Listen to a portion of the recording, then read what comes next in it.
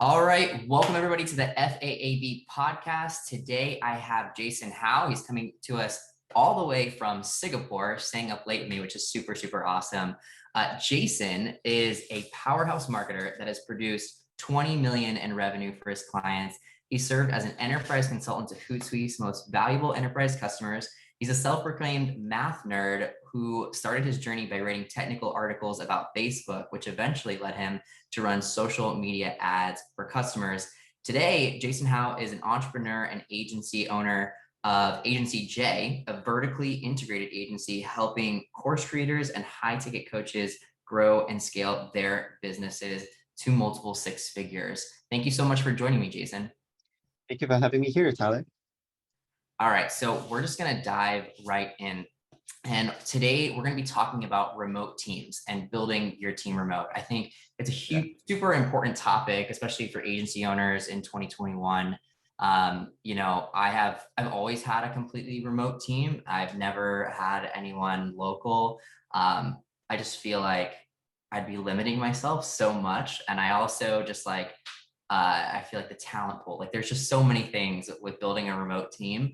And I think it's kind of like the way people are heading. So I wanted to have you on here. I wanted to go ahead and talk out the whole remote team systems, processes. We'll start with, a simple one. Why would you build a remote team? Yeah, I think it's really what you touched on earlier, having access to a global talent pool.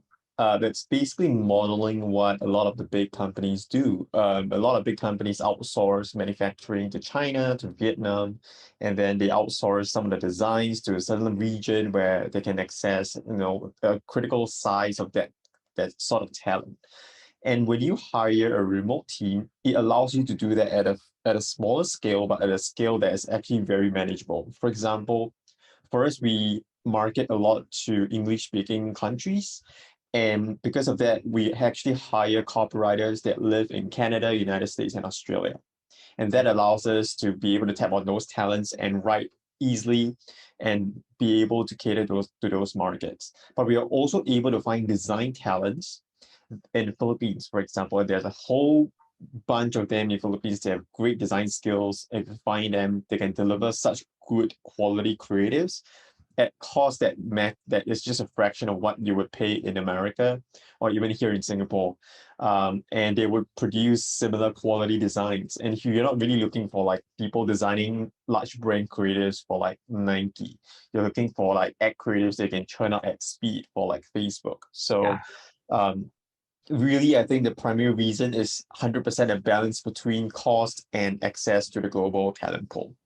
Yeah, huge. I mean, I think back to when most businesses didn't do that. And I think COVID has really dramatically shifted a lot of business owners thinking into remote work. I mean, I know just here in America, almost all of our work that was possibly, could have been done remote went remote last year.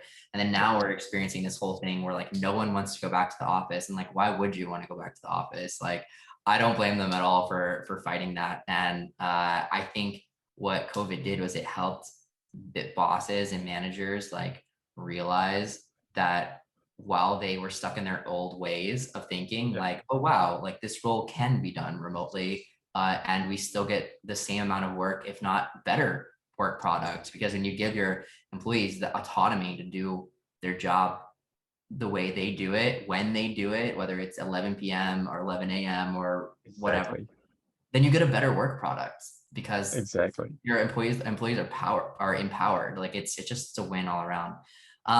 Speaking about agencies, what are 3 key hires you should make in your agency, and in what order? Yeah, so I think in terms of the roles that you need to hire, I think the very key ones are definitely the client success manager, the copywriter, as well as the media manager. In terms of sequence, it really depends on what your zone of genius is as the founder or as the founders, because you would, let's say, for example, if you're great at handling customer or client relationships, you could probably handle the client success manager part of it first and hire a copywriter and media manager to take care of the ads. But of course, it comes down to is your agency managing ads only, or are you guys also writing copy, producing designs and things like that? So the roles may vary, but I would say that these are the three key roles. For the client success manager, what they do is they ensure that all information flows between you, your team, and the client happens without any hiccups. And what this does, it actually gives the clients a great experience when they know that they're able to get access to you at any time that they want to. And if they were to send you a message, they will be acknowledged and worked on within 24 hours. That gives them a sense of assurance, knowing that they are working with a partner and not just paying for an agency that basically manages them like one of the little pawns. So client success management role has been, it's a very valuable role for us. We hire great people from Philippines as well just to handle that, because a lot of the work is administrative, but they do it so well. So that's the first thing. Second thing is copywriter, and we have tested hiring copywriters who basically have grown up or lived in different areas. They have even learned from some of the top copywriters, but I find that it's just so much easier to find good copywriters that don't create problems with the clients in the native countries like United States, Canada, Australia. I've just found way better talents. And when I try to hire outside of these countries, I usually run into issues, whether it is with the language or whether it's with the Yeah. expression. A lot of people tend to downplay the importance of expression, and as an agency, you need someone who is skilled enough to cater and to write in ways that would help or to work with 5 or 10 different clients. So having that skill set is really important. The third one is media management, which is basically just buying ads. And for these people, you want them to have a strong, systematic kind of thinking. Generally, I built my media management team in Malaysia, which is just really close by to where I am. And I find people with a very strong root or grounding either in math or in engineering. So these are the two key kind of a core skill sets or education that I look at. And typically, with these skill sets, they are able to reason and think logically. They can analyze the data and be able to decide, okay, what needs to be done next. I find that media management is a very systematic role that could one day actually be automated fully, but I think that if you want to hire anyone, you really want to find someone who can think logically so that you don't have to do most of the thinking. So I would Yeah. say those are the three key roles. Do you look for people who are proficient in math and engineering for your ads team? So for my ads team, so it's either they must have a displayed or demonstrated a history of kind of like logical thinking skills or analytical skills in their previous job, or they have studied math or engineering or even business is fine, but I would like to see that they have tackled stats and they actually love the subject. Yeah. Yeah. I've always just like steered into people that have already had experience with ads specifically, because I find that teaching ads is like can be really time consuming. It can be really cost effective because you can get someone that's like super affordable, I guess, with less experience, and then you teach them, and those would be the core skills that you'd want for sure. But Yeah. I usually like, I'm like, what are you doing now in terms of ads? How closely does it relate to what we're gonna do in ads? Yeah. And what type of results have you gotten? Because especially with Facebook, like I mean, that they're banning things left and right. It always constantly changes. I Yeah. also totally agree with what you were talking about on the community or the account management side with the client success manager, like making your customers or your clients feel like you're their marketing partner. We talked about this last night on our coaching call with the Done For You agency, and like it is so important that you make your clients feel like not a number, and that they feel like you're their marketing partner, like literally a part of their company. Um, Exactly. and how you touched exactly on how to do that too. And it is all comes down to communication, quick, Right. efficient, clear communication. How we do that in So We Viral, my agency, is with Slack channels. We Yeah. found that if you let things just kind of go through emails, then emails get lost, forgotten. They just sending an email, you just expect a reply like in a day or so. Like you don't expect an instant reply. When you do get an instant reply back on email, it's like, whoa, they usually write back. Like most people have like inboxes that are just like flooded or whatever. So just giving them like a dedicated Slack channel with like a direct line to the client success manager has been just like a total win for us. And I've always recommended that to all the agencies I work with. Like there's never been an agency that was hurt by more communication. Exactly. Like, I would say that that is one of our our top three features of our offers that clients actually find most attractive. And I've actually won many contracts because of our ability to talk about like how we communicate and work with clients. And they like that we have the kind of support, and they're like, you mean agencies actually do this? I'm like, yeah. yeah, like a dedicated Slack channel with like DMs that are flying day in and day out, right? And like I even go as far as to, and I'm not recommending this to everyone listening. I mean, you do what you do what's comfortable for you and your own boundaries and everything. But like obviously, like my team, they're not expected to work on weekends or anything like that. But as the agency owner, like when I see things going on in Slack from the client side that may be like a fire on weekends, I'm in there and I'm putting out the fires on behalf of them, because that's just like that extra mile that we go for our clients, and it makes a huge difference in Exactly. your clients' happiness and the retention rate. Exactly.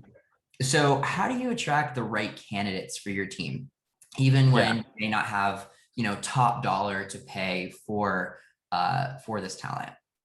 Yeah, I think maybe just let me answer one more thing, because I think you brought up a really good point about hiring talents, and you said you usually hire people who are experienced first, and I think that's a great advice as well. So you can go two ways. Number one, for me, for example, I was trained. So for me, when it comes to teaching, I've always crystallized things in a very simple form. I have a standard process that I can teach people, so it's relatively easy for me to teach. And I kind of enjoy the process as well. But of course, if you find your zone of genius is in doing something else, I would say 100% go and hire someone who has kind of have more experience.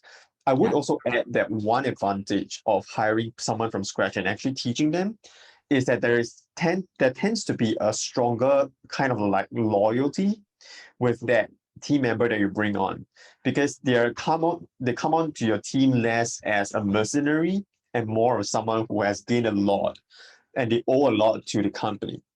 And as Less a result, ego too. less ego too, exactly. And If if you ego tell is them like kill it. if you Yeah. tell them that this is the way to do it, like they would just take it up and do it and try it. They will not question you, or they will not be like, "This is what I've done. This is how it works." Yeah. So yeah, I think there are definitely two sides of the coin. We do hire copywriters that I don't need to train. So that's definitely like an example of like hiring someone who is experienced, because I Yeah. don't want to be teaching copy. It's crazy just how much training is to go into it. But for managing ads, I think someone can get up to speed to like 80% of where you need them to be in like 6 to 8 weeks. So Yeah. that is kind of like a time period that I feel like is considered an investment if this person is going to stay with us for like 2 years or more. I think Um, another hack that could be, and I've done this, is the first hire that you make, like yeah, the first ads manager with good experience, can jump in yeah, quick, learn systems, processes, and go. Then the second one can have a lot less, and you can lean on that first one to then teach that second one for you exactly, about what your agency does, how they do it, and kind of oversee that role. It's kind of like a hack to bring in without having to spend a lot of your time training, having exactly. your first in line train them. Exactly. So to answer your question about hiring people without having a top dollar is to really appeal to the desires of the person. So for us, we have a very strong employer brand, or we like to think of it that way, that we have a story that we spin on our, or we talk about on our website. And it's all about empowering people. It's all about changing people's lives through education. And it's all about partnering with the people who are really delivering life-changing programs and helping them to grow their impact as well. And that really attracts the right kind of people. We attract people who want to, number one, give back to society. So I have a copywriter who came to us and she joined us and took a pay cut. And she was like, she's not even concerned with it at all, because she was like she basically told us that, I mean, she, based on her experience, she has actually built a number of e-commerce companies and sold them successfully with her husband. So she said Now that she's a caliber, writer. yeah, yeah, this is a copywriter. So she writes copy. Versatility. Sorry? Versatility.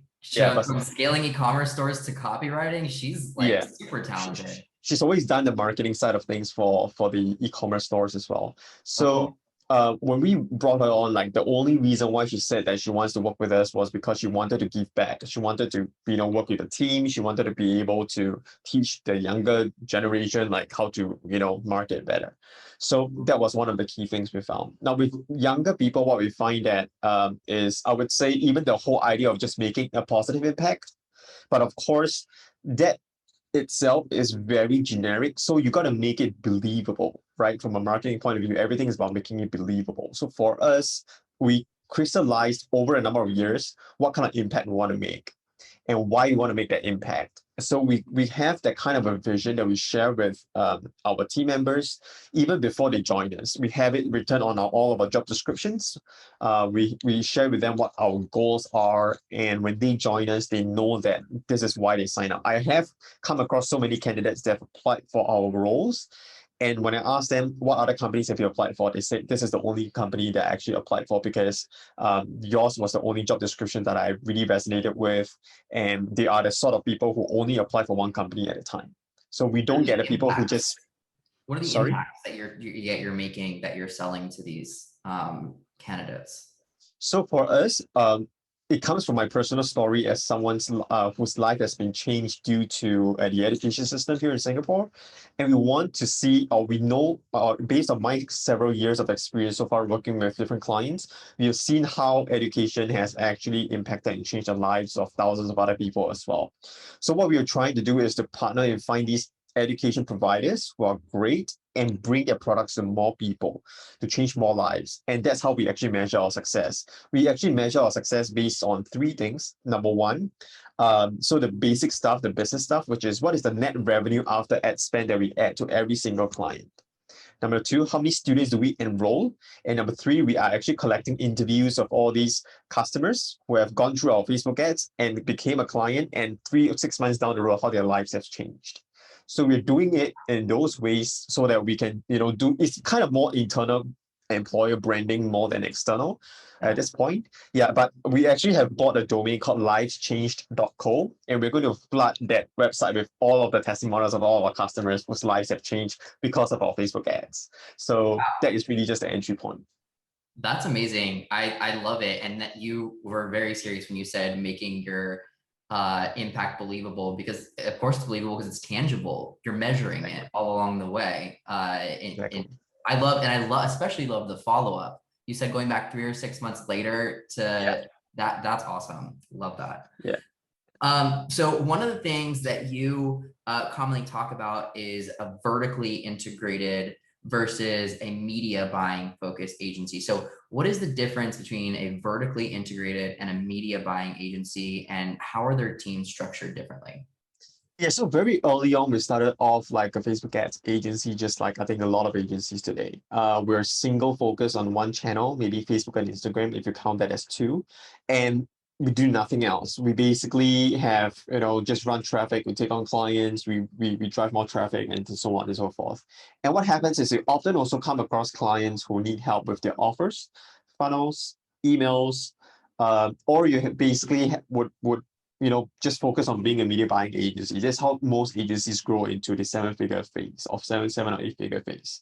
And what we realized then was we could either be a media buying agency and learn all the different upcoming channels, TikTok, Snapchat, Pinterest, so on and so forth, or we could go deep, and really, overcome some of these frustrations that we have. Because when you work with a business owner who is not primarily a marketer, who doesn't understand how to tweak offers or funnels, you are stuck with a bad offer.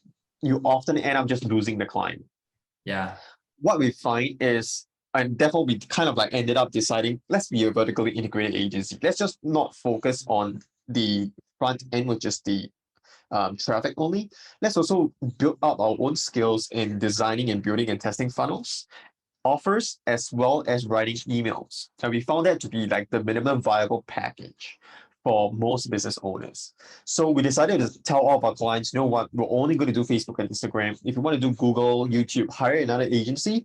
Or if you just want to do like a small kind of test, sure, we can do for you, but you have to meet our requirements. We require you to spend at least $50,000 a month with us on Facebook ads profitably before we start exploring things like YouTube and Google for you.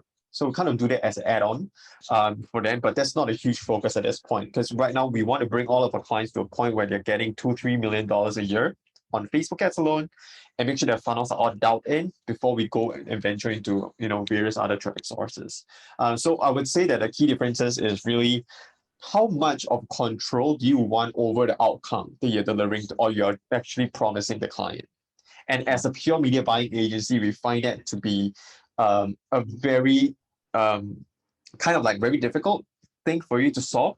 However, if you want to just work with big brands or work with brands that have their offers and everything figured out, by all means become a media buying agency, and that's how you can quickly grow into 7-8 figures as well. Yeah. Yeah, no, I totally agree. I think it's really smart the way you've named them, like how vertically integrated versus just the media buying. I completely agree.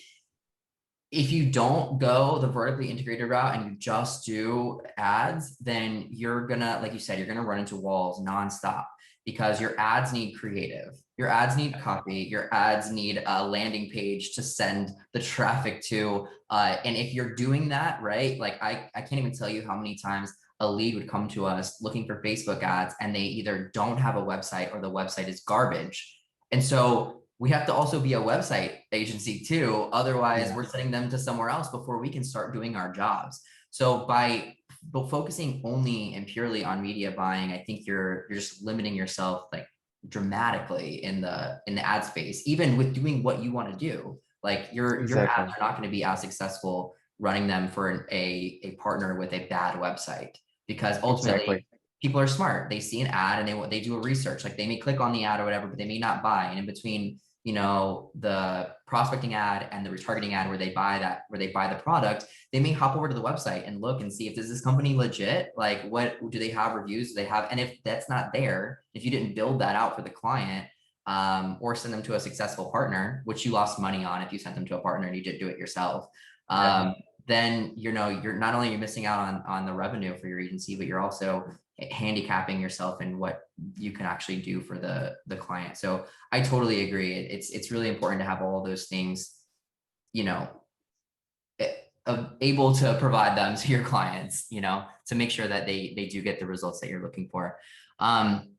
So I was going to ask you what model your agency was, but clearly we know which one that is now. How do you build a culture? So we're talking remote teams here on this episode. I think one of the things that people would say one of the reasons people would say they don't want a remote team would be that it's harder to build a culture. It's harder to build that camaraderie. Like people think agency, when they think an in-house agency, they see like the ping pong table and they see like, the room with the open layout plan and everyone's talking and you're building that like work family, which, is like this thing you see on TV. How do you build that culture and that, that closeness within your team when you're fully remote? Yeah, I think there are many layers. I don't think we actually have a framework for it, but I would say for me at this point, it is very founder driven. However, I would maybe share a couple of examples of how we do it. So first of all, we use an app called Teamflow. This is not a sponsored review of Teamflow, but it was a relatively new app that is kind of like a virtual headquarter. And it's like a Zoom, but like it's an app that you log in. It looks like a game, and everyone is just walking around in this office that you can design. And you have different rooms, one for games, one for meetings, one for like eating and things like that. You could eat together and talk together and have all kind of stuff. It's like a virtual reality office, basically. Yeah, exactly. Cool. So we have that, and I make it a point for all my team members to log in at the same time for at least an hour a day. and just say that is our common communication hour. I don't care if you're going to do a meeting or you're going to just go on there to eat lunch together, or you're going to go on there to play games. Like they have games like poker, draw something, and all that kind of stuff that we What? just play from time to time. I And was it's not just, expecting this answer. This is so cool. I've never heard of yeah, this at all. That's so yes, awesome. definitely And check it is out. it working well? Sorry? Is it working well for It your is. We have been using it for about 4 months now. So that has helped us tremendously. It has actually resolved some of the communication issues we had previously. So that has been really, really helpful.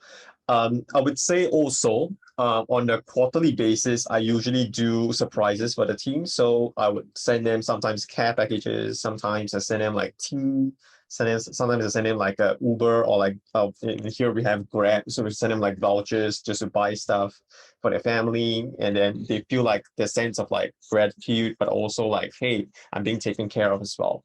I also organize, in fact, next month, we're going to have our first virtual escape room. So we try to do these activities. And at the end of every year, we either meet up, and because now it's COVID, we can't meet up. So last year, I actually sent them on a family retreat. So I basically paid for hotels for their entire family to go enjoy.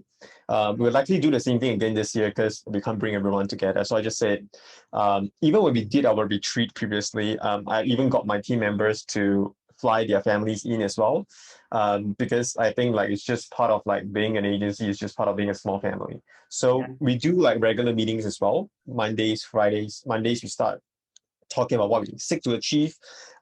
During the week, Fridays, we wrap up on what we kind of have gone through. But even during those meetings, we highlight any critical challenges to share, any things that we want to praise someone else for, or any kind of like wins that we have kind of won during that week. So really, I think it's a lot about the little things that we do, and like even every half a year I write a memo for my team as well to talk about directions, what I'm grateful for, kind of thanking a couple of people, and what my plans are for the next quarter, or even the next half a year. So it's really a couple of these different initiatives to think about. I guess for our agency, from my point of view, I put my team members first before my clients, because I know if I take care of my team, they will take care of my clients. That's how I see it.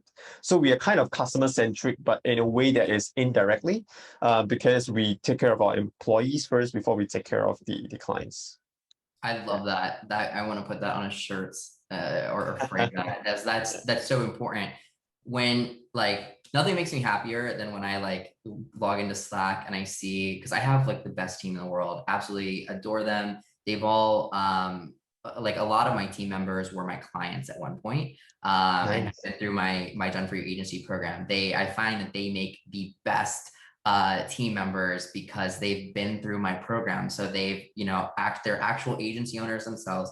They've gone through my program. They know the services that we provide and how we communicate. And so they're just like super set to step into Nice. these So they roles. paid you to become your to work for you. Ultimately, I mean, yeah, I guess that's how it works out. But then obviously, very quickly they're paid instead. But they're just like the absolute best. And nothing makes me happier than when I log into Slack and like I see them just like handling, a client question or request with so much care and everything. And I think, Yeah. that's attributed to exactly what you're saying, like taking care of, your team first and making them Yeah. feel because I just personally feel that like I'm someone who worked at a 9 to 5 and then started my agency on the side and then broke out of that 9 to 5 and grew my own thing. And when I was in the 9 to 5, I felt so unappreciated. I felt so trapped. Like I had to be in the office, even if I Yeah. didn't have work to do, like they just had to see my butt in a seat. And it was just so like, ugh. But that autonomy and that freedom and that respect and those little things, like you said, that give your team that empowerment and that dedication to the brand and the business, it flows right through them and to your clients, which Yeah. what more could you want? That's how you build a strong team, and that's how you keep your clients happy as well. You brought up a really Absolutely. good point. Like if I can add, like the top three reasons why people leave a job is not salary. Salary is not one of the top three. Yeah. One, a bad boss. Two, they stop learning. Three, they're not appreciated. And Yeah. a remote working culture allows you to tackle all these three things. Yeah. 100%. Yeah. It's yeah. Like I when I started my agency, the first thing I said was like, when I have employees, this was back before when I was doing everything, I was a freelancer, but I was like, when I do grow up and I have employees, I'm going to let them, really own their roles and really come into, like I created our SOPs for the roles originally, but they've now, a lot of them since changed, and like the person that's in that role has created the SOP and created the procedures and made their roles what they are, right? And so when someone comes behind them, then they pass that on to them, and it continues to grow because they are really owning that space and the work product, which is so good. Awesome. So moving into mindset a bit, because I think mindset is so important. I talk about it all the time in my Done For You Agency program. We actually have today, actually Wednesdays is our mindset coaching call. We have a coaching call Awesome. every day. Mondays is sales. Tuesdays is me with just general Q&A. Wednesdays is mindset. Thursdays is general Q&A again, and then Friday again is sales. But we put mindset like right in the middle on Wednesday because everyone needs a little mindset to help get over the hump of the week and kind of fuel you Yeah. into that. And our mindset coach, Sammy, is just absolutely incredible. But I wanted to talk to you about mindset as well, because it's just something that is just so important across the whole agency space. Why do you think mindset training is essential to the survivability of an agency? Yeah, I think mindset is probably important for any business of any kind. I think like a lot of people, like all of us, step into an agency business world without prior business experience. Because if you have a prior business experience and you choose to set up an agency, you're mad. Um, but Yeah. I think a lot of people start out with an agency as their first business, and because of that, we bring along a lot of employee type beliefs, like bad relationships with money, bad Yeah. relationships with ourselves, bad relationships with clients, and you bring that into a business, and generally everything unfolds. Every single difficulty you meet in your process of setting up an agency generally has to do with your own belief systems. Like, I believe I should be paid 20K a month, even before you start building up systems, clients, and all that kind of stuff. And that is what stops a lot of agency owners because they start the minute they start getting like 20K a month, they're like, oh, I'm gonna hire people, I'm gonna do this, I'm gonna do that. And then they go through like a cycle where why am I making less money building a team? And then they're like, oh, why is it that people can't work as hard as me or deliver the kind of results that I do? Like why is it that like I'd rather just do it all by myself? And you find that a lot of freelancers get stuck in that zone Oh, because yeah. they believe that they are truly special and they're the only one who can deliver the kind of work. And there is a lot of mindset around that as well. And there is also a mindset around like taking on clients or pricing. Like one of the key ones that one of my students, I used to teach people how to build agencies as well back in 2017. And one of my students asked me at a point in time, Jason, like I came across this client or prospect today, and he has an offer from the other agency as well, and I'm not confident enough to like charge him what I think I deserve. So how do you go about doing it? And that's a very common question that I'm sure you get even today as well. At least So he's self-aware. At least yeah, he's self-aware enough to know that that was his issue, which is yeah, step one. step one, exactly. Yeah. So I asked him two questions. I asked him number one, um, do you believe that you can deliver results for him? And he said, yes, because I worked with clients like this before. The product is similar, industry is similar. Great. Then I asked him the question number two. What happens if, because of your fear and self-doubt, you decide to let him go and it goes with another agency and the other agency does a poorer piece of job than you would have? Would that make you feel guilty because you decided to give into your own fear and not decide to take him on because you were thinking from your point of view and not your client's best interest? And that was when he was like, hell yeah, okay. So he Yeah. went on, he closed the deal. That client became one of his highest paying clients to date. And he's built even a bigger agency than I have. He's like 30 members in his team now. So it's like it's huge. So yeah, like That's a lot amazing. of it has to come down with, I would say, not just mindset, but more or less like how do you frame difficulties, how do you frame questions, and how do you frame everything that comes along? How do you frame your experience? And I think having the right frame when you view at all of these things is very key to your growth as an agency owner. When there's a problem, when there's a fire, how do you frame it? Do you frame it as, oh my God, here we go again? Or like, hey, is this a repeated problem, or is it a new problem? If it's a new problem, great learning opportunity. If it's a repeated problem, what fell apart this time? Was it a process that was not updated? Was it like our new team member who was not familiar with the process? What is it, right? You just go about solving it. And it just becomes like a 5-minute exercise where you just, hey, I'm going to put out this fire. That's fine. But if you start looking at it as, yet again, another fire, that takes away a lot of your energy, that makes you emotionally exhausted, and that essentially just breaks apart your day. So if you frame everything correctly throughout your day, throughout your week, every week will just basically feel like a breeze. I totally agree. And I absolutely, like, I want to just like re-say what you said at the beginning, because that is so freaking important.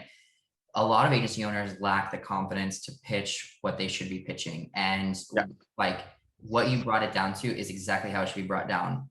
If you believe that you can 100% deliver for your clients, look at what delivery would mean, right? So is delivery taking their e-commerce store to 50K a month? Is it 100K a month? Like what is the goal? What are you actually delivering, right? Now look at your fee. What are you charging? I'm going to charge them a $5,000 setup fee and then $3,000 a month. Okay, great. So they're getting a 3-month deal with you and your team and all the assets and everything that you're building, and they're going to get a $50,000 a month engine, and you're going to charge them only 11. Where absolutely you should have confidence. Like, of course you should have confidence. They're buying $50,000 for $11,000 if you truly believe in yourself, right? And so that's where it comes back to confidence and knowing, having confidence in your team. Like, and that's why, in my program, one of the key things that we do is we partner newer agency owners with top level contractors, right? So we don't expect these new agency owners to run the Facebook ads themselves. Like, here, partner with this white labeler. They're pre-vetted. We see their work. They do really great, and they have great low white label pricing. So you can partner with them and instantly have the confidence of their abilities, not yours, right? So go sell on the confidence that you have from your contractor, because they're going to kick ass, right? And it's just like getting over that confidence hump. Because I mean, like I said, we talked about this on last night's call. Some guy said that he had one of our clients said he, had a lack of confidence because he just didn't have the experience in the case studies to back it up. And I said, that's all solved with partnering with the right contractor that's going to do the work. They'll have the case studies, they'll have the experience. Now look at the lead as someone that you're trying to help, right? You're focused on the money that you're going to make instead of saving this client from the bad situation that they're actually in. Right now, they're drowning, and they could go with that other agency, like you said, and that you don't have any control over that other agency. The other agency could be terrible, and it could hurt their business. So by you closing this deal, you're not getting away with something. You're not sneaking one, like you're helping this client, you're saving them from the situation that they're in. It's like, like you said, it's all about framing. It's all about looking at, it in a different way. I think when people start getting on the phone and start selling, they automatically think like, by closing a deal, I'm getting away with something I shouldn't. And that it's this weird thing we do to ourselves, and it's totally wrong. Like, you're helping them get to where they want to do. And like you said, they're buying 50K for 11K. It's a great deal. Tell them how great of a deal it is. Do you, I just want to stay on mindset for just a little bit longer. Do you do any like mindset work? Like, for me personally, I started dabbling in mindset back in 2015, right when I was, really losing my mind, stuck in this 9-to-5, and really wanting to break out and start my own agency. And I'm not even gonna lie, like, like a lot of people, I saw the movie The Secret for the first time back then, and I learned about, the law of attraction. I learned about meditating and everything, and I started meditating then. I still meditate 5 days a week and up until now, and it is honestly like transformed my life. Like, meditative practices and vision boards, like actually setting goals for myself and envisioning myself achieving those goals, feeling that emotion on a daily basis has changed my life dramatically from in a space of a few years from, getting paid like $35,000 a year in a crappy job to a multi seven-figure company. And I Yeah. attribute all of that to mindset, which is why I love that we have it in this podcast episode. Because at the time, I just didn't believe that that was something that I could achieve. I didn't have the confidence in myself that that was something that I could achieve, but I decided back then that I was going to do that. And I made a mindset shift and I started envisioning myself, owning that seven-figure company. And it happened a lot faster than I ever thought it could happen. Yeah. So in terms of practices, I used to have them. I would say back in 2019 to 2020, I did them for over a year to a year and a half. I stopped doing them. However, I would say meditation is really useful. But from day one, I've always had a plan, a goal, quarterly goals, and even daily plans. I have like top 3 wins, and like I have wins that I set out every day. That I basically plan my schedule for tomorrow, for example, and I say these are my top 3 wins.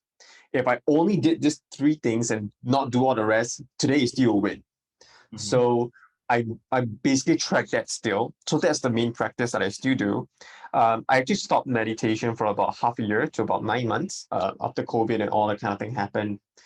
Not sure why, but again, it was just one of those things you forget. But I recently restarted it because I realized we are actually embarking on a new business venture as well.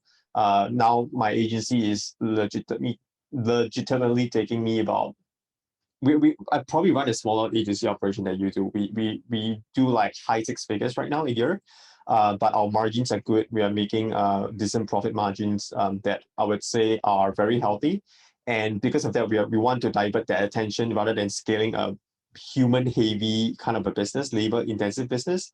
We wanted to go into e-commerce and start our own brand as well, and really build a pathway, a career pathway for our existing agency team members who want to go on and join an e-commerce firm later on. So they can have the option of saying, okay, I'm done with an agency, the fast paced, I want to work for a brand. Hey, we've got an e-commerce firm, join us, So I that's what we love are it. looking to build. Yeah. So I would say on average, I'm working about 3 hours a day right now on my agency. The rest of the time, I'm starting to explore this, e-commerce idea. So yeah, I would say in terms of practices, 100% if you're just starting out, everything you mentioned there, I have done them. I would say go and do it. Even if you don't even if you don't imagine yourself doing it 5 years from now, at least do it because that period of time is going to transform your thinking entirely. Yeah. And you would be approaching everything from a different perspective. So everything I talked about framing earlier, those were the things that I only started doing after I went through this entire process. Yeah. And you have to do that. Like I figured out what pace I wanted to grow my agency at. Like my agency, I have no doubt that it will grow to more than 7 figures because we are at this pace where we are onboarding clients whenever we want to. We are letting our team members decide whether they want to take on the client, and then we are letting them take on the client on board. And everyone knows the minute the onboarding brief comes in, there's a 2 week onboarding period. Everyone knows what they need to do. Everyone knows what ads to launch when they first take on a client. They know what kind of results, what kind of reporting to do, how to reach out and talk to the clients. Like we are very comfortable with the pace, and everyone's just happy with it. So this is basically the pace we wanted to grow at. And we kind of figured out the game. At the end of the day, growing the agency is about adding people, adding clients, adding people, adding clients after you have built out all the processes and things like that. So And like it's keeping what the it wheels on the car. Because I learned like exactly. as you're scaling, like one of the things that no one tells you about like a Yeah, rapidly growing business yeah, is what works here really, really well. As soon as you add another 100,000 a month in revenue, all of a yeah, sudden the wheels start falling off. And like exactly. your current systems and processes have to be overhauled. You have to get more people in, you have to train those people. Like there's a lot of like there's growing pains that you experience. Exactly. I've hit Exactly. those. I've hit those like they're like little mini glass walls, and like you're scaling, and then boom, oh no, this part of our fulfillment just broke. Like we can't churn Exactly. out that much, right? And so you have to like quickly fix that, and like you're constantly like filling holes or whatever. But Yeah, it's fun. It's like all part of the journey. One exactly.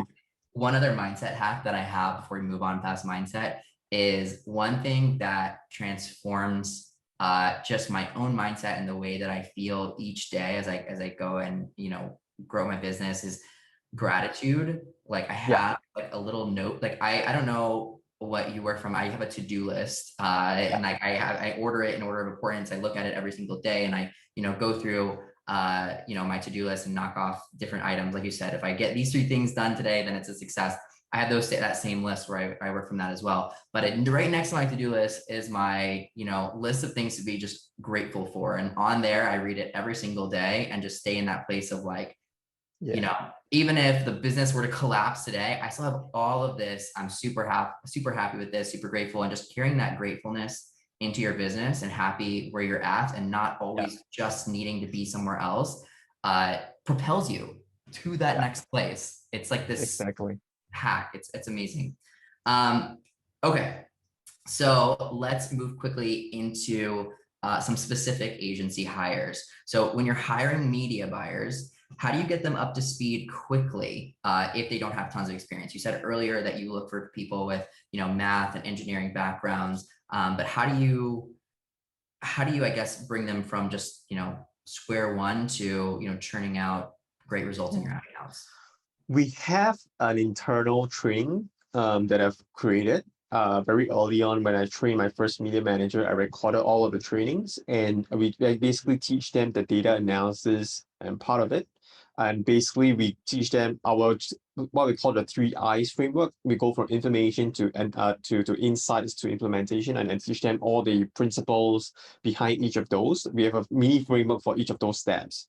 So I get everyone to go through the course, and then at the end of that course, they actually have an assignment they have to do, and they follow and repeat that assignment for about 3 to 5 days after they join us. So once they go through that course, I get them to actually go through Deepash's BPM method course, because it goes more in depth into the more Facebook blueprint kind of stuff, auctions. And then the course is so in depth that I just decided to just say, go through that course and, you know, jump on board.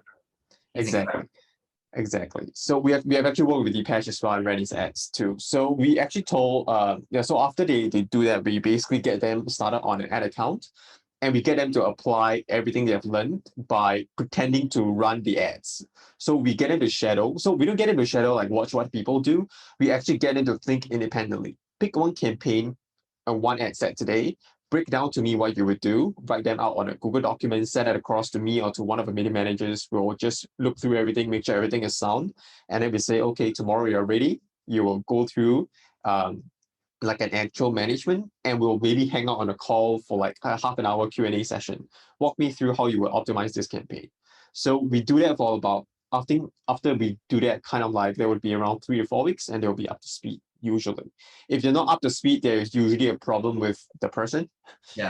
Usually because they just don't get certain things. There are certain things that they're confused by, they didn't clarify, or they just didn't really take the initiative to study it, you know, clearly enough. They just maybe didn't prepare for it every single day. So those are more personnel fit issues that we need to tackle. But other than that, I would say most of them are on track. After that, it's just about building the confidence, letting them take on easier accounts, let them see that, hey, I can actually get results. Then you get them onto tougher accounts. Yeah, I love it. I think that's a really cool track. And it sounds like you're using SOPs where you said you have, you know, them go through and you sound like you turn your SOP into like you said, a mini course. Like besides we have what we call a Pttq system. So the first P stands for process. So we have everything written out in a step-by-step guide. The first T stands for training, which basically is our course. So every single one of our processes has a video training that accompanies it, because no one is going to read through the SOP document. Let's be honest. Well, my SOPs have looms in them.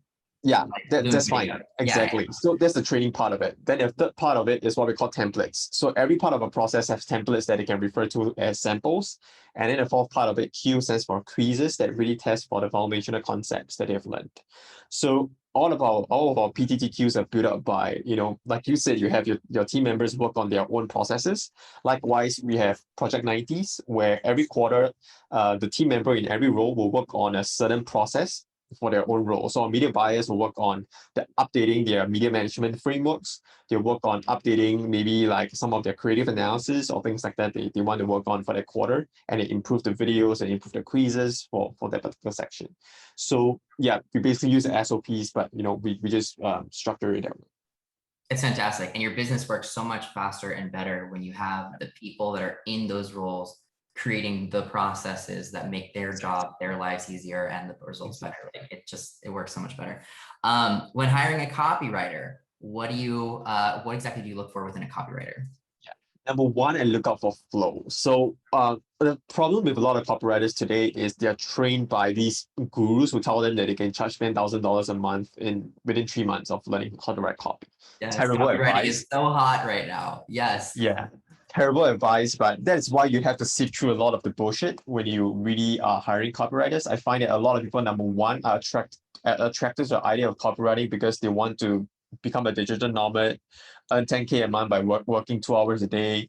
And you end up having a lot of these time wasters, people who can't write to save their lives, trying to apply for a job. Yeah. But beyond that, I really look out for flow. I look out for people who, when they apply for the job, I sense humility rather than ego. Anyone who has ego in the copy, right away, I would flag them out and remove them. Yeah. Number two, when they apply, they are very straightforward with their answers. They can let me know exactly what it is that they need, and I scan through all of the samples. What I do is I don't read their sample, I scan their samples. If I scan their samples and I am interested enough to slow down and read, that's a sign that that's a good copywriter. I find that a lot of copywriters overuse templates. They use things like, fact is, it is not your fault, It's like repeated over and over again. These are the same phrases I see nearly in every copy, and the sentences don't flow from one sentence to another. Because what they did was they took a template and tried to customize it. But what they failed to realize is when you do that, your sentence structures are broken, and you actually need to wait for a day to come back to the copy, reread it for the actual flow, if you were to work off a template. But if you're a skilled copywriter, you don't need all of that.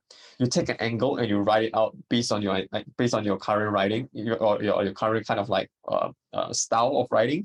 And I find that the best copywriters tend to have a lot of different kind of structures that they can fit their copy into. So they don't use templates, but they're able to talk about a certain angle in 10 different ways. They can express it with 10 different hooks, for example. So I really look out for flow as the number one thing. When I read the copy, do I want to slow down and read the copy, or do I just scan? If I scan, you're gone. So in general, I would say out of like 50 copywriters that I've gone through the samples of, I will usually find 1 or 2 of them who meet the kind of a standard. I find that with a lot of copywriters, their samples are, this is not great. You look at them and you know what. Find 50 copywriters to send you samples. Yeah, I basically set up a application form, and then I go to all the top job boards and I start putting my job description out there and say, if you're keen, you can apply. And I usually get a lot of applications from the How to Copy job board, the freelancer job board. I also get a lot. There are a couple of different job boards really out there. I do get a lot from freelancer as well. And so you just give them a task to write this, and then we'll judge that. No, I read their samples first of all. The second thing that I do is I ask them, this might be a freelance gig at the start, but we are looking to hire full time. Are you interested in joining the agency full time? And I find that the best people, if they're not like super experienced already, they tend to be people who are trying to break into the industry, but they're currently working full time in another job. So in other words, they're not looking to live the beach life, but they're more like I want to make a career switch. Writing is my passion, and I want to write for the rest of my life. And they make fantastic candidates. But yeah, generally, I would say I'll work on a test project with them. I would not pay them to write a copy for nothing. I would actually get a real project and say, this is a client we need copy for. Can you write a copy for us? And we pay them like $50 for that copy. If it's an ad, if it's an email, maybe 50, 75, whatever that is. Yeah. Cool. Very cool. I love the detail in that process. All right. Finally, our last question is something I like to ask all of the guests that are on this podcast. So most of the people that listen to this podcast are agency owners somewhere in their journey. They may be just starting out, or they may be well along. But we do always ask, what is your biggest piece of advice for a brand new agency owner who is just starting out? Yeah, I would say, and I've probably repeated this on several podcasts as well. I believe this applies generally to all businesses that you set up, regardless whether it is an agency or not. I would say the sequence in which you solve problems is very key. So make sure you solve the right problem first. Ask yourself, okay, there are like 10 problems ahead of me right now. Should I be starting a podcast? Should I be trying to write blog posts today? Or should I be trying to acquire new clients? Or should I be building up my skill set of delivering results for clients? Or should I be finding the first contractor, understand how his workflow is, and know how to pitch to clients first? Really find out what is the first problem you need to solve, the second problem you need to solve. And of course, if you have no idea, that means you should not be doing any of this on your own. Find someone like you, Tyler, learn from you guys, know what the problem is to solve, and go ahead and solve it. I could not agree more. And I say that exact same thing. I just say it a little differently. I say, pull the levers that are actually going to move you forward, right? Stop banging your head on the wall, doing all these like non-productive things. Like I'm over here, I'm worried about 10 different editions of my logo that I don't know. I'm worried about my agency branding colors and our fonts and everything. And I'm like, get leads in the door and start converting sales. Like start work on your offer, understand what you're going to be pitching, get your contractors in place, and then get leads. And then once you're done with your leads bottleneck, it's going to move into a sales bottleneck, and you're going to want to perfect that. Then once you got leads flowing, you've got sales flowing, you have an agency, you're in profit, right? And then like you could worry about all those other little things down the line. But yeah, like just focus on the things that are actually going to move you forward in the order that they're going to move you forward, and stop jumping to the future or jumping over to the left. It's like shiny object syndrome is a huge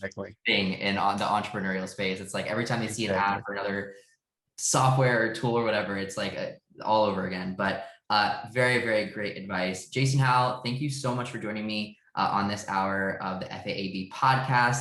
Tons of learnings and golden nuggets in here that I am very excited to get this episode live. Awesome. Thank you so much, Tyler, for your time. I really appreciate you bringing me on.